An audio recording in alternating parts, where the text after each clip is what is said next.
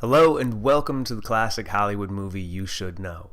I'm your host Nate Washburn, and this week the movie is from 1932, Freaks, directed by Tod Browning and released by MGM Pictures. Now, Freaks is a really interesting movie. It gets described as a horror movie, but that's really kind of a mislabel. I'd kind of call it a melodrama, a suspenseful melodrama.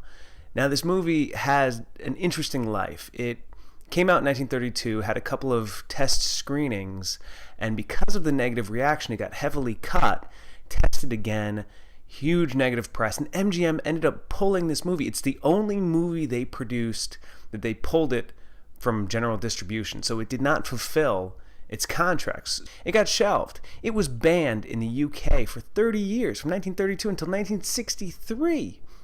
And yet in the 60s, the counterculture rediscovered this movie, they embraced it, and it has become a classic. And in 1994, the U.S. National Film Registry picked this movie for preservation as a culturally significant piece of art. So the general story of Freaks, it takes place backstage in a circus. The beautiful trapeze artist Cleopatra, played by Olga Baklonova, begins a relationship with Hans, one of the little people from the sideshow, played by Harry Earls. Now, it's clear early on that Cleopatra is using Hans because he's inheriting a lot of money, and he continues to spend it lavishly on her. Everyone seems to know that she's using him, except for Hans, of course. He gets caught up in this relationship, and it sort of spirals out of control and leads to this stunning climax that really blew my mind. So one reason for all of the negative press and reactions to the movie Freaks was that director Tod Browning used actual sideshow performers in the movie. The performers play the freaks in the title. Now, Tod Browning, he began his career actually working in a circus. When he was 16 years old, he was a contortionist, he became a clown. Then in the silent era, in the 1920s, he began working as a director. In 1930, MGM loaned out Tod Browning because they didn't have something for him to work on. They loaned him out to Universal, and he directed the movie Dracula, which came out in 1931 and was a smash hit. And later that year, Universal released the movie Frankenstein, which was directed by James Whale, another horror movie and another massive hit. So MGM wanted in on this horror genre. The draw for this movie would be, we're using the actual sideshow performers. Come see the real freaks.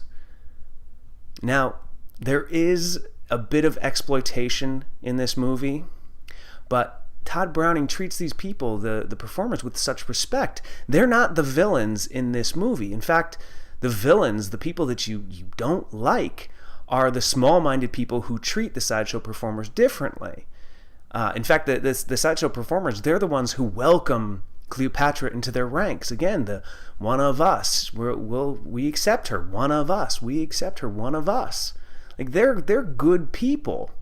Now, there is the twist at the end, the shocking climax, but the people who the climax affects certainly do have it coming. And a little bit of trivia here, Freaks has been parodied a number of times, including by The Simpsons. They did a Treehouse of Horrors where they basically did the story of Freaks. American Horror Story Season 4 is based somewhat on this movie. And the whole saying of the sideshow performers, the one of us, it's gooble gobble, one of us, we accept her, one of us, again, is something that you hear all the time. So if you've seen those things or you wonder where that saying comes from, you should check out the movie Freaks. It's a wonderful film, suspenseful, great story, incredible ending, highly recommended it, and it's this week's classic Hollywood movie you should know. I'm Nate Washburn. Keep watching.